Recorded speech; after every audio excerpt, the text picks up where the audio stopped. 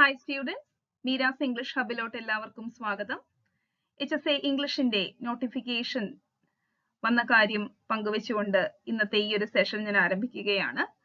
ക്വിസിൽ box series HSA English ആസ്പിറൻസിനായിട്ട് tips and tricks, chain method, mnemonics ഇതെല്ലാം ഉൾക്കൊള്ളിക്കുന്ന ഒരു പാക്കേജ് ആയിട്ട് നിങ്ങളുടെ മുന്നിലോട്ട് ഒരു സീരീസ് എത്തുകയാണ്, ക്വിസിൽ ബോക്സ് സീരീസ്. അപ്പോൾ എന്താണ് ഈ സീരീസ് എന്ന് മനസ്സിലാക്കാനായിട്ട് നമുക്ക് ഇന്നൊരു സാമ്പിൾ ക്ലാസ് കണ്ടു നോക്കാം. അത് കഴിയുമ്പോൾ നിങ്ങൾക്ക് ഈ ഒരു ക്വിസിൽ ബോക്സിനെ കുറിച്ച് അതിന്റെ ഒരു ഇമ്പോർട്ടൻസ് എന്താണ്, നമ്മൾ ഈ കുറേ കാര്യങ്ങളൊക്കെ വലിച്ചു വാരി പഠിക്കുമ്പോൾ ഒന്ന് റിലാക്സ് ചെയ്ത് ഒന്ന് ഇൻട്രസ്റ്റിംഗ് ആയിട്ട് എന്തെങ്കിലുമൊക്കെ പഠിക്കണമെന്ന് നമുക്ക് തോന്നില്ലേ? പക്ഷേ ആ ഒരു ടൈം പോലും അതൊരു ക്വാളിറ്റി ടൈം ആക്കി മാറ്റണം എന്ന് കൂടി നിങ്ങൾക്ക് ഉണ്ടാവും അല്ലേ? അങ്ങനെ ഒരു സീരീസ് ആണ് ക്വിസിൽ ബോക്സ് സീരീസ് എന്ന് ഓർത്തിരിക്കുക. അപ്പൊ നമുക്ക് നോക്കാം എന്താണ് ഈ ക്വിസിൽ ബോക്സിൽ ഒളിച്ചു വെച്ചിരിക്കുന്നതെന്ന്. ഒരു ചെയിൻ മെത്തേഡിലൂടെയാണ് നമ്മളുടെ ക്ലാസ് ഇന്ന് ആരംഭിക്കാൻ പോകുന്നത്. നിങ്ങൾക്ക് ഇവിടെ വില്യം ഷേക്സ്പിയറിന്റെ സോണറ്റ്സ് കാണാൻ സാധിക്കുന്നുണ്ട് അല്ലേ? സോണറ്റ് 121 ആണ് HSA ഇംഗ്ലീഷിൽ സിലബസിൽ കൊടുത്തിട്ടുള്ളത്. അപ്പൊ ഷേക്സ്പിയറിന്റെ സോണറ്റ് വെച്ച് തന്നെ നമുക്ക് സ്റ്റാർട്ട് ചെയ്യാം. വില്യം ഷേക്സ്പിയർ എത്ര സോണറ്റ്സ് ആണ് പബ്ലിഷ് ചെയ്തിട്ടുള്ളത്? 154 സോണറ്റ്സ് ആണ് അദ്ദേഹം എഴുതിയിട്ടുള്ളത് അല്ലേ? അത് പബ്ലിഷ് ചെയ്യപ്പെടുന്നത് 1609 കോർട്ടോ എഡിഷനിലാണ്. പബ്ലിഷർ ആരായിരുന്നു? തോമസ് തോർപ്പ് ആയിരുന്നു അല്ലേ? നമ്മൾക്ക് സോണറ്റിന്റെ ആ ഒരു ടൈറ്റിൽ പേജിൽ, ഷേക്സ്പിയർ സോണറ്റിന്റെ ടൈറ്റിൽ പേജിൽ TT എന്ന് കാണാൻ സാധിക്കും. ആരാണ് ഈ TT? നമ്മളുടെ തോമസ് തോർപ്പ് ആണ് അല്ലേ? ഷേക്സ്പിയറിന്റെ സോണറ്റില് ഫസ്റ്റ് 17 സോണറ്റ്സ്, അതായത് 1 മുതൽ 17 വരെയുള്ള സോണറ്റ്സിനെ നമ്മൾ പ്രൊക്രിയേഷൻ സോണറ്റ്സ് എന്നാണ് വിശേഷിപ്പിക്കുന്നത്. അതുപോലെ തന്നെ സോണറ്റ്സ് 1 to 126 ഈ സീക്വൻസിനെ ഫെയർ യൂസ് സോണറ്റ്സ് എന്ന് നമ്മൾ വിശേഷിപ്പിക്കുന്നു. അപ്പോൾ ആദ്യത്തെ 17 സോണറ്റ്സിനെ പ്രൊക്രിയേഷൻ സോണറ്റ്സ് എന്ന് വിശേഷിപ്പിക്കുന്നുണ്ട്. ഈ 17 സോണറ്റ്സും ഫെയർ യൂസ് സീക്വൻസിൽ തന്നെയാണ് ഉൾപ്പെടുന്നത് എന്ന് കൂടി നോട്ട് ചെയ്യുക. ഈ 1 to 126 വരെയുള്ള സോണറ്റ്സ് ആർക്ക് വേണ്ടി പ്രോബബ്ലി ഡെഡിക്കേറ്റ് ചെയ്തിട്ടുള്ളതാണെന്നാണ് പറയുന്നത്? മിസ്റ്റർ WH അല്ലേ? മിസ്റ്റർ WHന് വേണ്ടി ഡെഡിക്കേറ്റ് ചെയ്യപ്പെട്ടതായിട്ട് പറയുന്നു. അപ്പോൾ ഇവിടെ ഇനി നമ്മൾ ഓർക്കേണ്ടത് 127 to 152, അപ്പോൾ 154 സോണറ്റ്സ് ആണ് എഴുതിയിട്ടുള്ളത്. അതിൽ 127 to 152 എന്ന് പറയുന്നത് ഡാർക്ക് ലേഡിക്ക് വേണ്ടി ഡെഡിക്കേറ്റ് ചെയ്തിട്ടുള്ള സോണറ്റ്സ് ആണ്. ഓക്കെ, ഇനി ബാലൻസ് 2 സോണറ്റ്സ് കൂടിയുണ്ട് അല്ലേ? അത് ക്യൂപ്പിഡ് സോണറ്റ്സ് എന്ന് വിശേഷിപ്പിക്കപ്പെടുന്നു. ക്യൂപ്പിഡ് സോണറ്റ്സ് എന്ന് വിശേഷിപ്പിക്കപ്പെടുന്നു. അപ്പോൾ ഇതാണ് നമ്മളുടെ സോണറ്റിന്റെ ഒരു ഷേക്സ്പിയറിന്റെ സോണറ്റിന്റെ ആ ഒരു ഡിവിഷൻ ആർക്കൊക്കെ ഏതൊക്കെ സീക്വൻസ് ആണ് എന്നൊക്കെ നമുക്ക് മനസ്സിലാക്കാനായിട്ട് പറ്റി. അപ്പൊ നമ്മുടെ ചെയിൻ മെത്തേഡ് ഇവിടെ തുടങ്ങുകയാണ്. സോണറ്റിൽ നിന്നും, സോണറ്റ് എന്ന വാക്കിൽ നിന്നുമാണ് നമ്മുടെ ചെയിൻ മെത്തേഡ് മുന്നോട്ട് പോകുന്നത്. ഈ സോണറ്റ് എന്ന വാക്ക് കേൾക്കുമ്പോൾ നിങ്ങൾക്ക് വേറെ ഏതെങ്കിലും വർക്ക് ഓർമ്മ വരുന്നുണ്ടോ എന്നൊന്ന് ചിന്തിച്ചു നോക്കൂ. നിങ്ങളുടെ മനസ്സിൽ ജോൺ ഡൺ വന്നിട്ടുണ്ടാകും എന്നാണ് എൻ്റെ വിശ്വാസം. അതായത് ജോൺ ഡണ്ണിന്റെ സോങ്സ് ആൻഡ് സോണറ്റ്സ് അല്ലെ? സോങ്സ് ആൻഡ് സോണറ്റ്സ് എന്ന് പറയുന്ന ഒരു കളക്ഷൻ നിങ്ങളുടെ മനസ്സിലോട്ട് വന്നിട്ടുണ്ടാകും. എന്തിനാണ് ഈ സോങ്സ് ആൻഡ് സോണറ്റ്സ് എന്ന കളക്ഷനെ ഞാൻ ഇവിടെ കൊണ്ടുവന്നത്? അതായത് നമ്മൾക്ക് വാലഡിക്ഷൻ ഫോർബിഡിങ് മോർണിംഗ് എന്നൊരു വർക്ക് പഠിക്കാനുണ്ട്. 36 വരികളുള്ള ഒരു പോം ആണല്ലേ? ഈ ഒരു വർക്ക് ആദ്യമായിട്ട് പബ്ലിഷ് ചെയ്യപ്പെടുന്നത് 1633 1633 ഏത് കളക്ഷനിലാണ്? സോങ്സ് ആൻഡ് സോണറ്റ്സ് എന്ന കളക്ഷനിലാണ്. അത് പോസ്റ്റമസ്ലി ആണ് പബ്ലിഷ് ചെയ്യപ്പെടുന്നത് 2 years after Dunn's death. അപ്പോൾ വാലഡിക്ഷൻ ഫോർബിഡിങ് മോർണിംഗ് എന്ന് പറയുന്നത് it is a metaphysical poem by John Donne അല്ലെ? ഇത് 1611 1612 ആ ഒരു ടൈമിലാണ് എഴുതിയിട്ടുള്ളത് എന്ന് അദ്ദേഹം പറയുന്നു. ആൻഡ് ഈ ഒരു വർക്ക് അദ്ദേഹത്തിന്റെ വൈഫിന് വേണ്ടിയിട്ടാണ്, നമ്മളുടെ ആൻ മൂറിന് വേണ്ടിയിട്ടാണ് അദ്ദേഹം എഴുതുന്നത്. ഈ ടൈമില് അദ്ദേഹം ഒരു ട്രിപ്പ് പോവുമായിരുന്നു കോണ്ടിനെന്റൽ യൂറോപ്പില്. ഓക്കെ, അപ്പോൾ ആ ഒരു ടൈമിലാണ് അദ്ദേഹം ഈ ഒരു പോം എഴുതിയത്. So it is written in 1611 അല്ലെങ്കിൽ 1612 for his wife Anne More before he left on a trip to continental Europe. ഈ കോണ്ടിനെന്റൽ യൂറോപ്പിലോട്ട് ഈ ഒരു ട്രിപ്പിന് പോകുന്നതിന് മുൻപ് എഴുതിയിട്ടുള്ള ഒരു പോമാണ് വാലഡിക്ഷൻ ഫോർബിഡിങ് മോർണിംഗ് എന്ന് പറയുന്നത്. അപ്പോൾ ഇവിടെ നമ്മൾ സോണറ്റിൽ നിന്നും കണക്ട് ചെയ്ത് സോങ്സ് ആൻഡ് സോണറ്റ്സിലോട്ട് എത്തി. അങ്ങനെയെങ്കിൽ ഇവിടെ നമുക്ക് കണക്ട് ചെയ്യാൻ മറ്റൊരു വാക്ക് കിട്ടിയിട്ടുണ്ട്, വൈഫ് അല്ലെ? HSA ഇംഗ്ലീഷ് സിലബസിൽ നമുക്ക് ഓരോ റൈറ്റേഴ്സിന്റെ വൈഫിനെ കുറിച്ചൊക്കെ നമുക്ക് മനസ്സിലാക്കാനായിട്ട് സാധിക്കുന്നുണ്ട് അല്ലെ. ഇപ്പൊ ജോൺ ഡൺ വാലഡിക്ഷൻ അദ്ദേഹത്തിന്റെ വൈഫ് ആൻമൂറിന് വേണ്ടിയിട്ട് ഡെഡിക്കേറ്റ് ചെയ്തിട്ടുണ്ട്, അവർക്ക് വേണ്ടി എഴുതിയിട്ടുള്ളതാണെന്ന് പറയുന്നു. അതുപോലെ വേറെ ഏതെങ്കിലും വൈഫിന് നിങ്ങൾക്ക് ഓർമ്മ വരുന്നുണ്ടോ എന്ന് ഓർത്ത് നോക്കൂ. ശ്രദ്ധിക്കുക. Matched with an aged wife, I met and all unequal loss onto a savage race. ആരെയാണ് നിങ്ങൾക്ക് ഓർമ്മ വന്നത്? ഈ വരികൾ ഏത് വർക്കിലെയാണ്? HSC ഇംഗ്ലീഷിലെ വളരെ ഇമ്പോർട്ടന്റ് ആയിട്ടുള്ള ഒരു വർക്കാണ് യുളിസസ് എന്ന് പറയുന്നത് അല്ലെ. Matched with an aged wife, നമ്മുടെ പെനലപ്പിയെ കുറിച്ചാണ് അദ്ദേഹം ഇവിടെ പറയുന്നത്. പെനലപ്പി അല്ലെ, പെനലപ്പിനെ കുറിച്ച് പറയുന്നു. നിങ്ങൾക്ക് പെനലപ്പിയുടെ ഒരു പിക്ചറും ഇവിടെ കാണാനായിട്ട് സാധിക്കും. അപ്പോൾ പെനലപ്പി എന്ന് പറയുന്നത് വളരെ എന്താ പറയുക, അത്രയും ഒരു സ്ട്രോങ് ആയിട്ടുള്ള ഒരു ലേഡിയാണ്.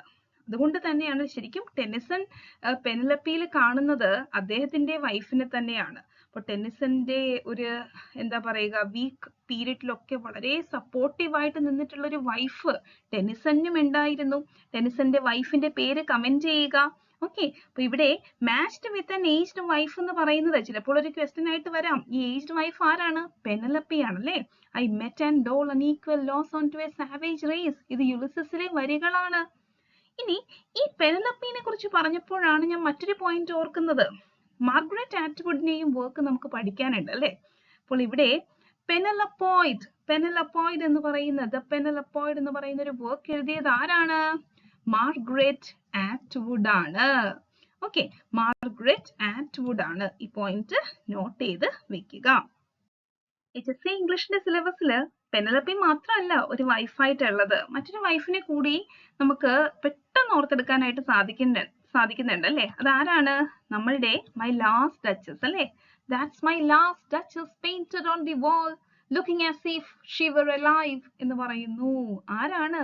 നമ്മളുടെ ഡ്യൂക്ക് അല്ലെ, duke of Ferrara, Italian duke Alfonso II, അദ്ദേഹമാണ് ഇത് പറയുന്നത്. ശരിക്കും ആ ഒരു സ്റ്റോറിയിൽ ലുക്രീഷ്യ ഡി മെഡിച്ചിനെ അദ്ദേഹമാണ് കൊലപ്പെടുത്തുന്നത് എന്ന് സപ്പോസ് ചെയ്യപ്പെടുന്നു, അസ്യൂം ചെയ്യപ്പെടുന്നു. The poem is about an Italian duke who has supposedly killed his first wife and he is now planning another wedding. Okay, ആ ഒരു സംഭവമാണ് ആ ഒരു പോമിന്റെ കോണ്ടന്റ് ആയിട്ട് വരുന്നത് അല്ലെ. അപ്പോൾ ഇവിടെ മൈ ലാസ്റ്റ് ഡച്ചസ് മറ്റൊരു വൈഫിനെ കുറിച്ചാണ് അല്ലെ എന്ന് നമുക്ക് കണക്ട് ചെയ്ത് ഓർത്തെടുക്കാം. ഈ മാർഗരറ്റ് ആറ്റ്വുഡിന് ഈ വൈഫുമായിട്ട് ഒരു എന്താ പറയുക, അത്രക്കൊരു ഇന്റിമേറ്റ് ആയിട്ടുള്ള ഒരു ഇതുണ്ടെന്ന് തോന്നുന്നു. കാരണം നമുക്ക് പെനലപ്പോയിഡിൽ നമ്മൾ കണ്ടു മാർഗരറ്റ് ആറ്റ്വുഡിന്റെ പേര്, ഇവിടെ മൈ ലാസ്റ്റ് ഡച്ചസുമായിട്ട് കണക്ട് ചെയ്തും നമ്മൾക്ക് മാർഗരറ്റ് ആറ്റ്വുഡിന്റെ പേര് കാണാനായിട്ട് സാധിക്കുന്നു. ഇതാണ് നമ്മളുടെ Margaret Atwood, Canadian author Margaret Atwood. Margaret ആറ്റ്വുഡിന്റെ ഒരു ഷോർട്ട് സ്റ്റോറിയാണ് മൈ ലാസ്റ്റ് ഡച്ചസ്. ഓക്കെ, അവരുടെ short story anthology moral disorder 2006 ഈ മൈ ലാസ്റ്റ് ഡച്ചസ് എന്ന് പറയുന്ന ഷോർട്ട് സ്റ്റോറി കാണാനായിട്ട് സാധിക്കുക. അങ്ങനെയെങ്കിൽ ഇനി നമ്മൾക്ക് മാർഗരറ്റ് ആറ്റ്വുഡിനെ കുറിച്ച് 2-3 പോയിന്റ് കൂടി നോക്കാം. 2 പ്രാവശ്യം ബുക്കർ പ്രൈസ് കിട്ടിയിട്ടുള്ള ലേഡിയാണ് Margaret Atwood, Canadian author Margaret Atwood. ഏതൊക്കെ ഇയേഴ്സിലാണ്? 2000-ലും 2019-ലും. ഓക്കെ, അപ്പോൾ 2000, അത് കഴിഞ്ഞിട്ട് 2000 കഴിഞ്ഞിട്ട് 19 വർഷത്തിന് ശേഷം പിന്നെയും കനേഡിയൻ ഓഥർ മാർഗരറ്റ് ആറ്റ്വുഡിന് ബുക്കർ പ്രൈസ് ലഭിച്ചു അല്ലെ. Atwood won for the Blind Assassin എന്ന് പറയുന്ന വർക്കിനാണ് 2000-ൽ കിട്ടുന്നത്. പിന്നീട് ഷെയർ ചെയ്യുകയായിരുന്നു ദ ടെസ്റ്റമെന്റ്സ് എന്ന വർക്ക്. ഈ ടെസ്റ്റമെന്റ് എന്ന് പറയുന്നത് ദ ഹാൻഡ്മെയ്ഡ്സ് ടെയിൽ എന്ന വർക്കിന്റെ ഒരു സീക്വൽ ആണ് എന്ന് കൂടി ഓർത്തിരിക്കുക. അപ്പൊ നമ്മൾ ഓർത്തിരിക്കേണ്ടത് 2 പ്രാവശ്യം ബുക്കർ പ്രൈസ് കിട്ടിയിട്ടുള്ള ഓഥർ ആരാണ്? മാർഗരറ്റ് ആറ്റ്വുഡ് ആണ്. 2000 and 2019. ഫസ്റ്റ് കിട്ടുന്നത് ബ്ലൈൻഡ് അസാസിൻ, പിന്നെ ടെസ്റ്റമെന്റ്സ്, അത് സീക്വൽ ആണ് ഹാൻഡ്മെയ്ഡ്സ് ടെയിലിന്റെ. ഓക്കെ, അപ്പൊ മാർഗരറ്റ് ആറ്റ്വുഡ് അല്ലെ. മാർഗരറ്റ് ആറ്റ്വുഡിനെ കുറിച്ച് പറഞ്ഞുകൊണ്ടിരിക്കുമ്പോഴാണ് എനിക്ക് വോൾസോയിങ്കനെ കുറിച്ച് പറയണം എന്ന് തോന്നുന്നത്. കാരണം നൊബേൽ പ്രൈസിനെ കുറിച്ച്, നമ്മളിപ്പോ ബുക്കർ പ്രൈസിനെ കുറിച്ച് പറഞ്ഞു, അപ്പൊ നൊബേൽ പ്രൈസ് ഫോർ ലിറ്ററേച്ചറിനെ കുറിച്ച് ഒന്ന് സംസാരിക്കേണ്ടിയിരിക്കുന്നു. നമ്മുടെ HSC ഇംഗ്ലീഷില് നമ്മുടെ വോൾസോയിങ്ക, അദ്ദേഹത്തിന് 1986 നൊബേൽ പ്രൈസ് ഇൻ ലിറ്ററേച്ചർ ലഭിക്കുന്നു. And he was the first African to win the Nobel Prize. 1986 ഈ നൊബേൽ പ്രൈസ് കിട്ടുന്ന ഫസ്റ്റ് ആഫ്രിക്കൻ കൂടിയായിരുന്നു നമ്മളുടെ വോൾസോയിങ്ക എന്ന് ഓർത്തിരിക്കുക. അപ്പോൾ വോൾസോയിങ്കൊക്കെ മാത്രമാണോ നമ്മുടെ HSA ഇംഗ്ലീഷ് സിലബസിൽ നോബൽ പ്രൈസ് ലഭിച്ചിട്ടുള്ളത്? അല്ല. ടോണി മോറിസനെ നമ്മൾക്ക് അങ്ങനെ ഒന്ന് കണക്ട് ചെയ്യാം. ടോണി മോറിസന്റെ ദ ബ്ലൂവെസ്റ്റ് ഐ നമുക്ക് പഠിക്കാനുണ്ടല്ലേ? The first African American woman to win Nobel prize in literature in 1993 ആണ് ടോണി മോറിസൺ എന്ന് പറയുന്നത്. അപ്പോൾ നമ്മൾ first African to win Nobel prize വോൾസോയിങ്കൊയാണ് എന്ന് കണ്ടു.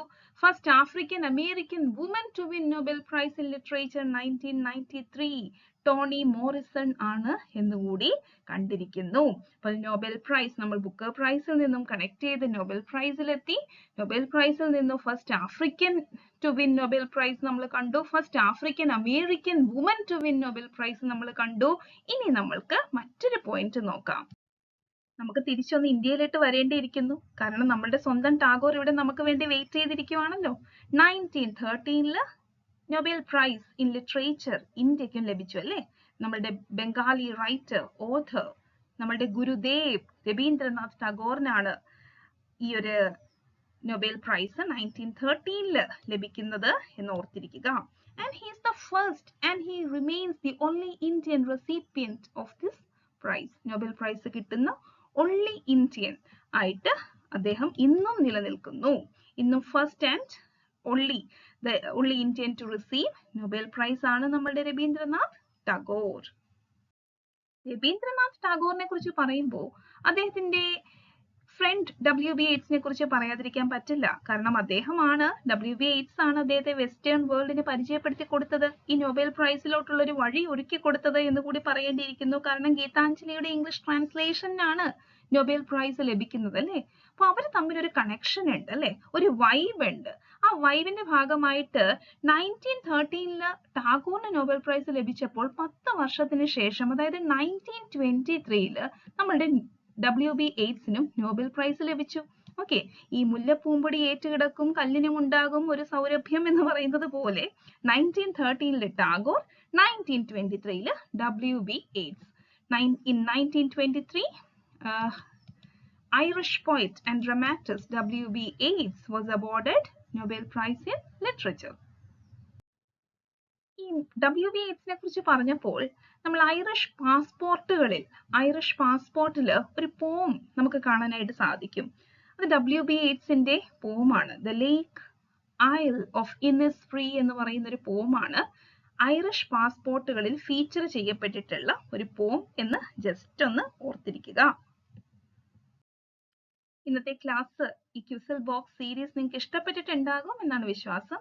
ഇനിയും ഒരുപാട് കാര്യങ്ങളുമായിട്ട് കണക്റ്റഡ് ഫാക്ട്സും നിങ്ങൾക്ക് ഓർത്തിരിക്കാനായിട്ടുള്ള നിമോണിക് ടെക്നിക്സും ഇയേഴ്സ് ഒക്കെ ഓർത്തിരിക്കാനായിട്ടുള്ള ഒരുപാട് മെത്തേഡ്സുമായിട്ടൊക്കെ മീരാസ് ഇംഗ്ലീഷ് ഹബ് ഇനിയും നിങ്ങളുടെ മുന്നിലോട്ട് വരുന്നതായിരിക്കും. അപ്പോൾ നിങ്ങൾ എല്ലാവരും ഈ ചാനൽ സബ്സ്ക്രൈബ് ചെയ്യുക. അതുപോലെ തന്നെ നമ്മളുടെ ടെലിഗ്രാം ചാനലിലും നമ്മളുടെ ആപ്പും ഡൗൺലോഡ് ചെയ്ത് വെക്കുക. അതിൽ ഒരുപാട് കോണ്ടന്റ് നിങ്ങൾക്കായിട്ട് ഞാൻ കരുതി വെച്ചിട്ടുണ്ട്. അപ്പോൾ അതിൻ്റെയൊക്കെ ഭാഗമാകാൻ നിങ്ങൾക്ക് ആഗ്രഹമുണ്ടെങ്കിൽ നിങ്ങൾ ഡിസ്ക്രിപ്ഷൻ ബോക്സ് ചെക്ക് ചെയ്തോളൂ. Okay, so thank you so much. Happy learning.